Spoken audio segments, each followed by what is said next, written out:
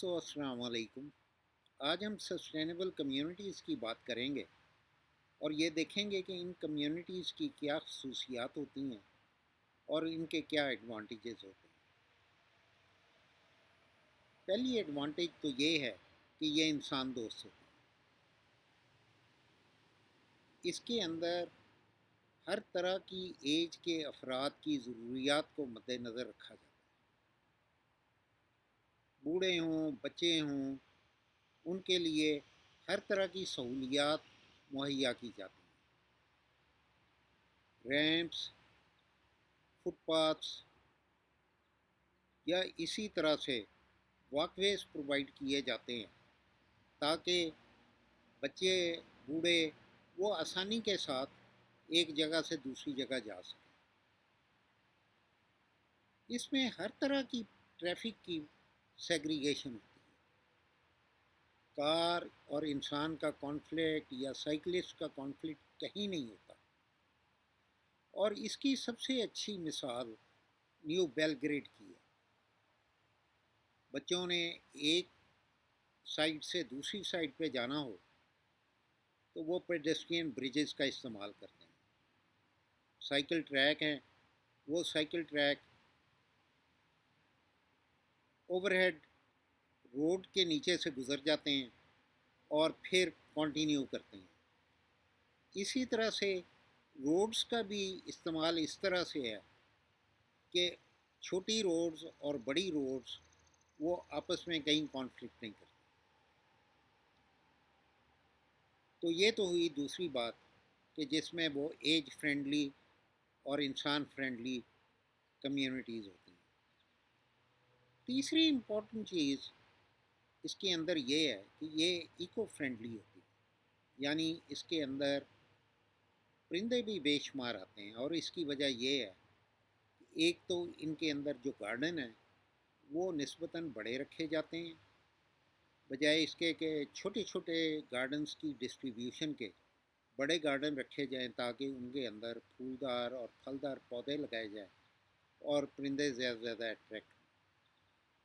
تو پرندوں کی چہل پہل کی وجہ سے بھی یہ ایکو فرینڈلی ہوتی ہے۔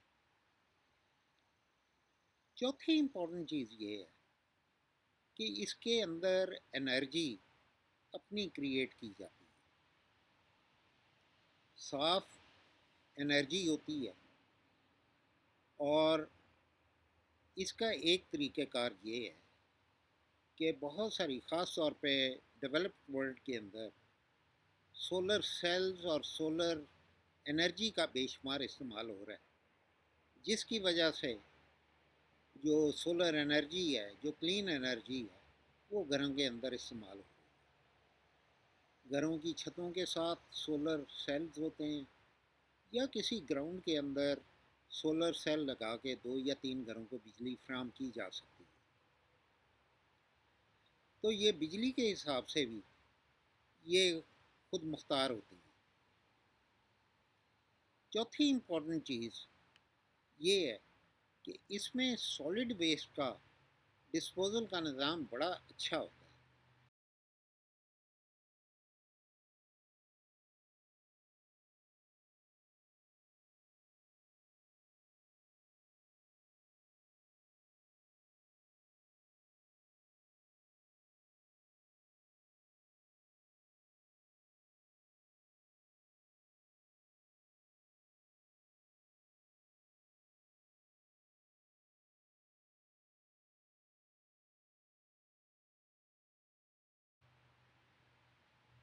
آپ اپنے سالڈ ویسٹ کے جو باسکٹس ہیں یا آپ کے جو بیگز ہیں ان کو آپ اپنے گھروں کے سامنے رکھ دیتے ہیں، اور اس کے بعد ایک ٹرک آتا ہے جو لے جاتا ہے، جس کی وجہ سے ان کمیونٹیز کے اندر کوئی سالڈ ویسٹ کی کوئی پرابلم نہیں ہوتی، اور یہ نظام دنیا میں بڑی اچھی طرح چل رہا ہے۔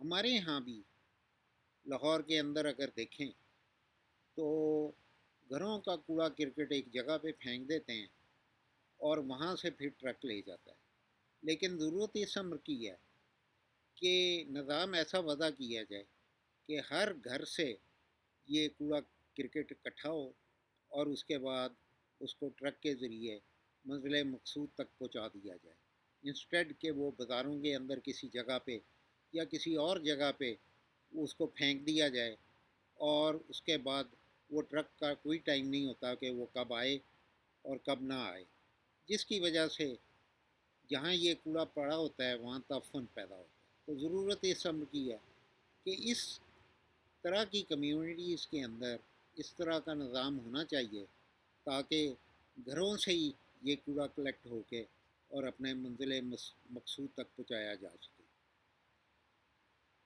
پانچویں چیز یہ ہے کہ اس کا سیور کا جو نظام ہوتا ہے اس کی بھی ٹریٹمنٹ اس کمیونٹی کے اندر ہی ہوتی ہے، اور اس کے بعد اس پانی کو صاف کر کے ڈسپوز کیا جاتا ہے۔ یہ نہیں ہوتا کہ آپ اپنے گھر کا سیور جو ہے وہ کسی اسٹارم واٹر چینل میں پھینک دیں یا اسی طرح وہ کسی ریور میں پھینک دیں، بلکہ کوشش یہ کی جاتی ہے کہ ان کمیونٹیز کے اندر جو پانی کی ٹریٹمنٹ کا نظام ہے وہ اس طرح سے ہو کہ پانی صاف ہو کر اپنے منزل مقصود تک جائے۔ چھٹی چیز یہ ہے کہ اس کا جو سوشل انفراسٹرکچر ہے، اسکولز ہیں، ہاسپٹلز ہیں، کمیونٹی سینٹرز ہیں، ان کی ایک پراپر جگہ ہوتی ہے اور ان کی ایک پراپر سپیس ہوتی ہے۔ جتنی کمیونٹی بڑی ہوتی ہے، جس سائز کی ہوتی ہے، اس کے مطابق اس میں انفراسٹرکچر کی جگہ پرووائڈ کی جاتی ہے، اور یہ ضرورت سے تھوڑی سی زیادہ ہی رکھی جاتی ہے تاکہ اگر آبادی بڑھے تو یہ اس سپیس کے اندر اکوموڈیٹ ہو سکے۔ ہمارے یہاں دیکھنے میں یہ آیا ہے کہ جب سپیس کم ہوتی ہے اس انفراسٹرکچر کی تو گھروں کے اندر یہ اس طرح کے اسکول اور ڈسپنسریز اور کلینکس کھلنے شروع ہو جاتے ہیں، جس کی وجہ سے یہ عوام کے لیے مشکلات پیدا کرتے ہیں۔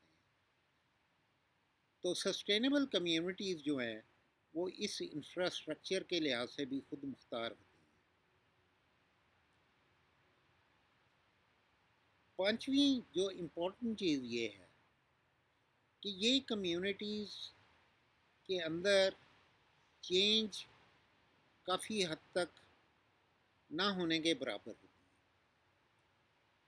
مثلاً اگر آپ ایک کمیونٹی ڈیزائن کرتے ہیں اور اس کے گھر آپ مین روڈ سے آپ سیکنڈری روڈ لے جائیں اور سیکنڈری روڈ کے اوپر آپ کے گھر کھلیں اور اس کے اوپر پھر ٹیرشری روڈ ہوں اور اس کے اوپر گھر ہوں اور سینٹر میں کہیں انفراسٹرکچر کی جگہ ہو تو یہ کمیونٹیز بہتر ہوں گی، انسٹیڈ کہ بڑے گھر جو ہیں وہ آپ شروع میں ہی مین روڈز کے اوپر رکھ لیں، جس کی وجہ سے وہ بعد میں کمرشلائز ہو کے سارے نظام کو درہم برہم کر دیتی ہے۔ تو کوئی بھی گھر جو ہے وہ کسی بڑی سڑک کے اوپر نہیں کھلنا چاہیے تاکہ وہ بعد میں کمرشلائز ہو کے اور وہ پورے معاشرے کو اور پوری کمیونٹیز کو خراب نہ کرے، بلکہ مین روڈ کے ساتھ درخت گھنی مقدار میں ہونے چاہیے تاکہ اس کے اوپر کوئی کنسٹرکشن نہ کر سکے۔ اور آخری بات ان کی یہ ہوتی ہے کہ ان کی سبزیاں اور پھل اپنے ہوتے ہیں۔ ان کمیونٹیز کے اندر کچھ ایریا ایسا مختص کر دیا جاتا ہے جہاں پہ سبزیاں اگائی جا سکیں اور اس کمیونٹیز کے افراد کو مہیا کر سکیں۔ ہمارے سامنے ماڈل ٹاؤن کی اگزامپل موجود ہے جہاں شروع میں کچھ ایریاز مختص کیے گئے جہاں پہ سبزیاں اگ سکیں۔ یہ چند ایک موٹی موٹی چیزیں تھیں جو میں نے آپ کے سامنے پیش کی ہیں۔ امید ہے آپ اس پریزنٹیشن کو شیئر بھی کریں گے اور سبسکرائب بھی کریں گے۔